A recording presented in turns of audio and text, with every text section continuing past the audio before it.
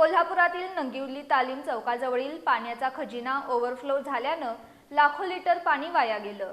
कोल्हापूर महापालिकेच्या कर्मचाऱ्यांच्या हलगर्जीपणामुळे शहरातील पाणी टंचाईच्या काळातच हा प्रकार घडल्यानं नागरिकांतून संताप व्यक्त होतोय।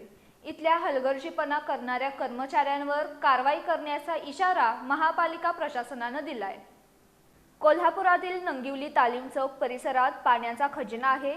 शिंगणापूर योजनेतून येणारं पाणी तसंच कळंबा फिल्टर हाऊस मधून आलेलं पाणी या ठिकाणी साठवलं जातं। त्यानंतर या पाण्याचं वितरण कोल्हापूर शहरातील नागरिकांना केलं जातं। गुरुवारी रात्री हा पाण्याचा खजिना पाण्यानं पूर्णपणे भरून ओव्हरफ्लो झाल्यानं यातील पाणी ओसंडून रस्त्यावर वाहू लागलं। सुमारे अर्धा ते पाऊण तास यातील पाणी नंगिवली चौक, शिवाजी पेठ, खरी कॉर्नर, रंकाळा रोड, बजाबराव माने तालीम, शाहू बँक परिसर तसंच भूमी अभिलेख कार्यालयाकडील रस्त्यावरून मोठ्या प्रमाणात वाहत होतं। त्यामुळे या पाण्याच्या खजिन्यातील लाखो लिटर पाणी वाया गेलं।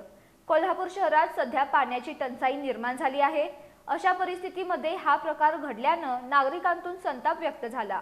याबाबतची माहिती कळताच महापालिकेच्या पाणीपुरवठा विभागाचे शाखा अभियंता राजेंद्र हुजरे यांच्यासह कर्मचारी या ठिकाणी दाखल झाले।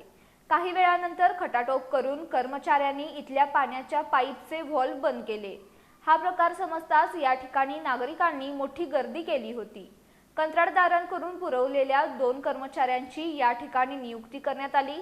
मात्र या कर्मचाऱ्यांच्या हलगर्जीपणामुळे पाणी टंचाईच्या काळामध्ये लाखो लिटर पाणी वाया गेल्यानं कोल्हापूर महापालिकेचा आंधळा कारभार उघडकीला आला। हलगर्जीपणा करणाऱ्या संबंधित कर्मचाऱ्यांकडून याबाबत खुलासा मागवण्यात आलाय। त्यानंतर त्यांच्यावर कारवाई केली जाणार असल्याचं महापालिकेच्या पाणीपुरवठा विभागाचे जल अभियंता हर्षजित घाटगे यांनी सांगितलं।